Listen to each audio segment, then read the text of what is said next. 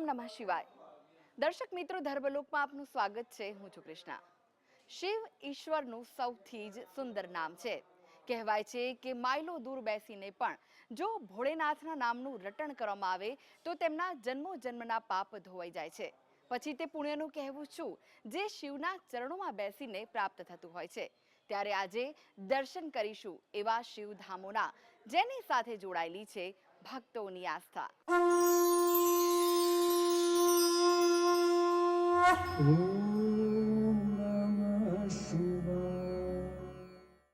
જૂનાગઢની તળેટી ભવનાથમાં બિરાજે છે ભવનાથ મહાદેવ। આ મંદિરનો ઉલ્લેખ સ્કંદ પુરાણમાં પણ જોવા મળે છે। એવું કહેવાય છે કે ભગવાન શિવ અને માતા પાર્વતી બંને અહીં વાસ કરે છે। આ મંદિર સાથે અનેક રોચક કથાઓ પણ જોડાયેલી છે। તો ચાલો જાણીએ મંદિરનો ઇતિહાસ અને કેમ ભક્તોની અતૂટ આસ્થા આ મંદિર સાથે જોડાયેલી છે તેના વિશે।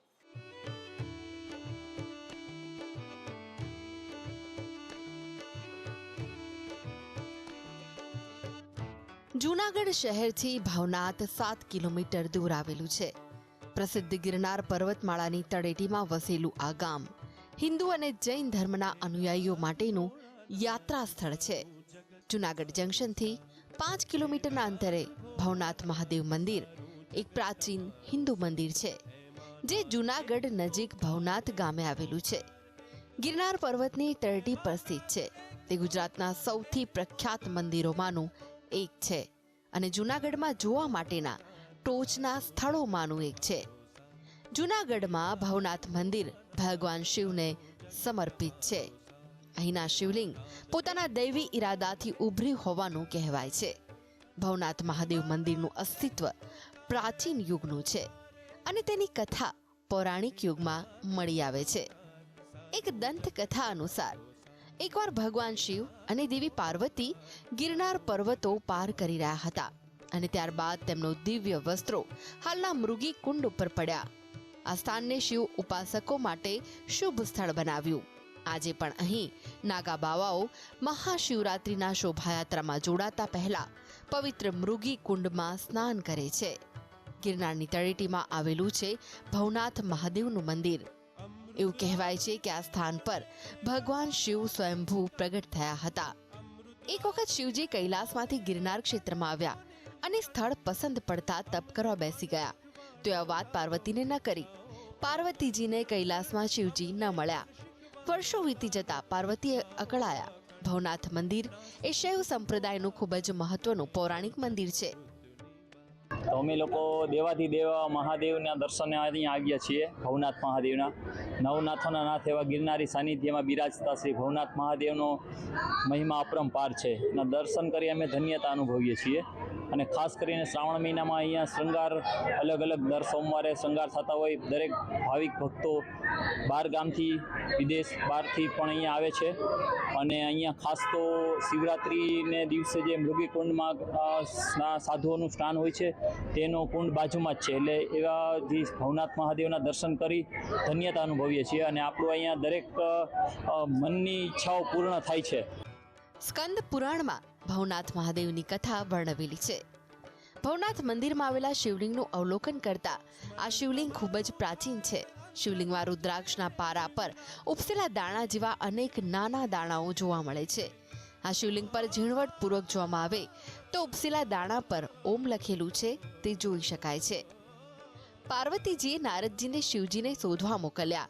ભોળાનાથ ગિરનારમાં હોવાનું માલુમ પડતા માં પાર્વતી અહીં આવ્યા અને તપ કર્યું। બાદમાં 33 કોટી દેવતા આવ્યા અને તેમણે પણ તપ કર્યું। આખરે શિવજી સ્વયંભૂ ભવનાથના રૂપમાં પ્રગટ થયા અને પાર્વતીજીનું શિવજી સાથે મિલન થયું। ભવનાથ મંદિરમાં 2 શિવલિંગ છે। નાનું શિવલિંગ સ્વયંભૂ છે જ્યારે મોટા શિવલિંગની સ્થાપના અશ્વસ્થામાએ કરેલી છે। દ્રોણાચાર્યના પુત્ર અશ્વસ્થામાએ મહાભારતના યુદ્ધમાં જીત મેળવવા આ જગ્યામાં શિવલિંગની સ્થાપના કરીને તપશ્ચર્યા કરી હતી।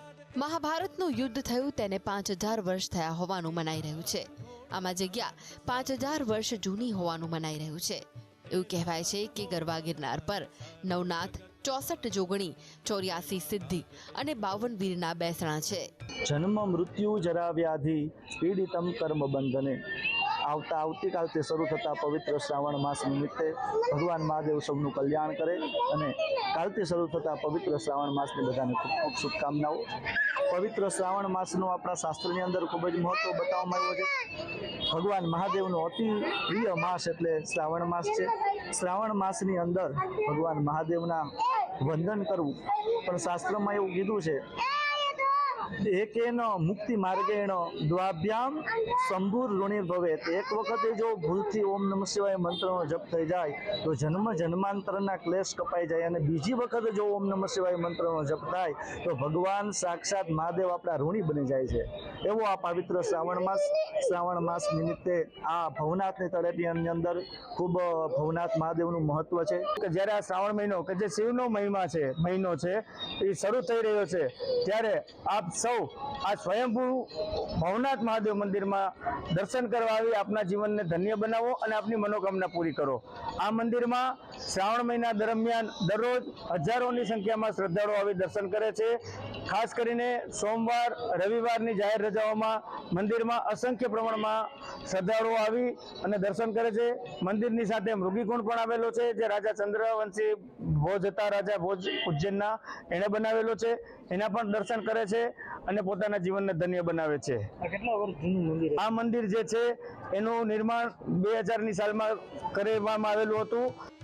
ભવનાથનો મેળો, લીલી પરિક્રમા, શિવરાત્રીનો ઉત્સવ, મંદિરના પરિસરમાં આવેલો મૃગીકુંડ, ભક્તો માટે મંદિરના દ્વાર 24 કલાક ખુલ્લા રહે છે.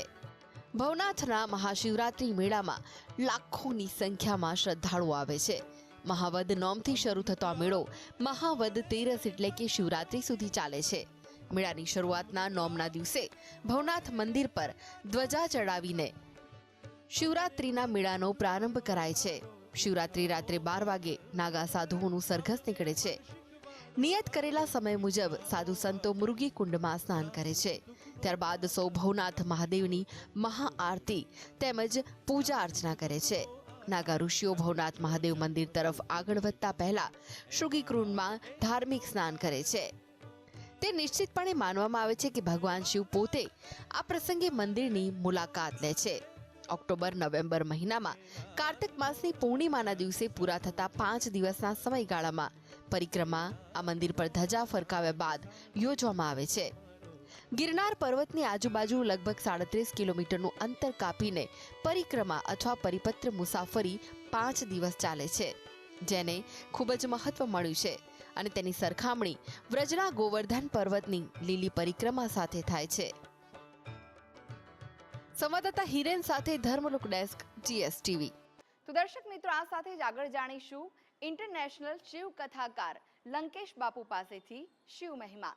તે પહેલા હાલ સમય છે બ્રેકનો. લઈએ બ્રેક. ઓમ નમઃ શિવાય.